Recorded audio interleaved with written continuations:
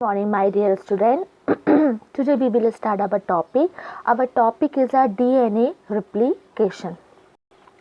तो जो DNA replication होता है इसका क्या मीनिंग होता है? DNA replication का मतलब होता है सपोज एक DNA है और उस एक DNA से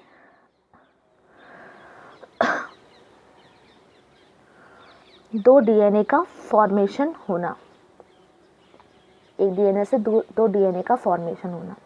इसमें आप देखोगे कि ये जो डीएनए रिप्लिकेशन होता है यूकैरियोट्स में, मतलब कि हम सभी में, वो सेमी कंजर्वेटिव होता है। ये वर्ड याद रखिएगा, सेमी कंजर्वेटिव। सेमी मतलब आधा, कंजर्व करना मतलब आधे आधे न्यूक्लियोटाइड चेन को।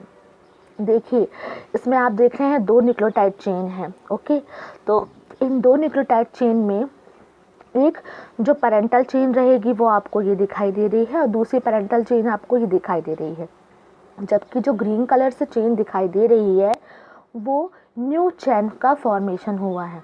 और इस तरह से हम देखते हैं कि एक डीएनए से कितने डीएनए बन गए हैं, दो डीएनए का फॉर्मेशन हो गया है। तो सेमी कंजर्वेटिव का मतलब होता है कि ये अपने आधे आधे न्यूक्लियोटाइड चेन को कंजर्व करके रखते हैं, सुरक्षित करके रखते हैं। और जो दो मतलब एक से दो जो डीएनए बनते हैं उसमें दो न्यू चेन होंगी। मतलब देखिए एक जो स्ट्रैंड है वो पैरेंटल स्ट्रैंड है और दूसरा जो स्ट्रैंड होगा, न्यूक्लियोटाइड चेन होगी, वो न्यू स्ट्रैंड होगा। Isn't it? ये क्लियर हुआ? ओके, देन इसके बाद हम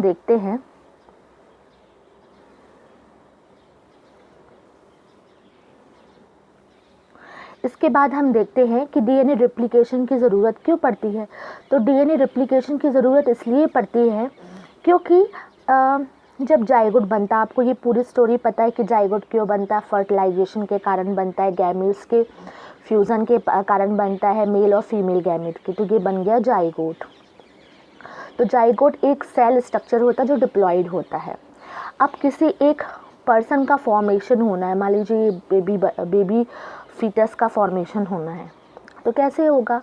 जाइगोट बना, अब जाइगोट में डिवीज़न होगा, एक सेल से दो, दो से चार, ऐसे करते करते मोरूला, ब्लास्टुला, गैस्ट्रुला, और तब जाके पूरा एम्ब्रियो तैयार होता है। फिर उसमें डेवलपमेंट होगा, मतलब चेंजेस आएंगे, इम्प्रूवमेंट होगा, एनलार्जमेंट होगा, तब जाके एक फीटस का फॉर्मेशन होता है। अंडरस्टूड? तो ये जो एक सेल जैसी ये जो बनी थी, तैयार थी, जिसके अंदर डीएनए था, वैसे ही डीएनए सारी सेल्स में होना चाहिए, एक जैसा जीनोम होना चाहिए, जेनेटिक मटेरियल होना चाहिए, सेम टू सेम। तो ये जेनेटिक मटेरियल कैसे बनेगा? एक डीएनए से बिल्कुल वैसे ही डीएनए कैसे बनता है? तो आपने सेंट्रल डोग्मा पढ़ चुका है। तो एक डीएनए से सेम टू सेम वैसे ही डीएनए का फॉर्मेशन किस प्रोसेस के थ्रू होता है? डीएनए रिप्लिकेशन प्रोसेस के थ्रू होता है ना। तो यहाँ पे डीएनए रिप्लिकेशन प्रोसेस के थ्रू ही एक डीएनए से दो और दो से चार डीएनए का फॉर्मेशन होता है। ये क्लियर हुआ? अब हम पढ़ेंगे डीएनए रिप्लिकेशन में किन चीज़ों की ज़रूरत होती है। एक फास्ट प्रोसेस है, अगर हम उसको सिंपल प्रोसेस में कहें तो एक प्रकार का माइटोटिक डिवीज़न जो होता है, माइटोटिक डिवीज़न, सेल डिवीज़न आपने पढ़ा है, मियोसिस डिवीज़न, उसमें तो हाफ हो जाते हैं नंबर, माइटोटिक में डबलिंग होती है, तो ये माइटोटिक डिवीज़न के अंतर्गत आता है। फिर आपने सेल डिवीज़न में पढ़ा है G1 stage, S phase, G2 phase पढ़े हैं, वही सब आएंगे। तो इस प्रकार से इसमें डीएनए जो रहेगा, एक डीएनए, उसमें ये हाफ हो जाएंगे और फिर इन हाफ्स के सामने इनके दो न्यू स्ट्रैंड का फॉर्मेशन होगा और एक से दो हो जाएंगे, फिर ये हाफ हो जाएंगे और फिर इनके सामने फिर दो। तो इस तरह से ये सेल, ये पहली एक सेल थी, ये दूसरी सेल, उससे ये चार सेल का फॉर्मेशन हो जाता है। इन प्रोसेस को होने के लिए एंजाइम की ज़रूरत होती है। ठीक है, तो वो मैं पहले आपको एक सिंपल वे में बताती हूँ कि डीएनए रिप्लिकेशन होता कैसे, फिर हम पढ़ेंगे कि इसमें एंजाइम कौन कौन से चाहिए। ओके, तो हम यहाँ देखते हैं कि कौन कौन से इसमें डीएनए रिप्लिकेशन होता कैसे है। सिंपल मेथड, सिंपल तरीके से बताऊँगी, फिर डीप में बताऊँगी।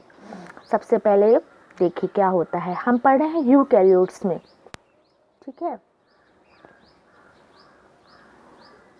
यूकैरियोट्स, हम सभी यूकैरियोट्स हैं, मॉडर्न सेल, ठीक है। तो इसमें डीएनए लीनियर होता है, ये इतना ज़्यादा लंबा होता है कि पूरा का पूरा डीएनए इस तरह से खुलकर ये दो और इनके सामने फिर दो, ऐसा नहीं होता, ओके।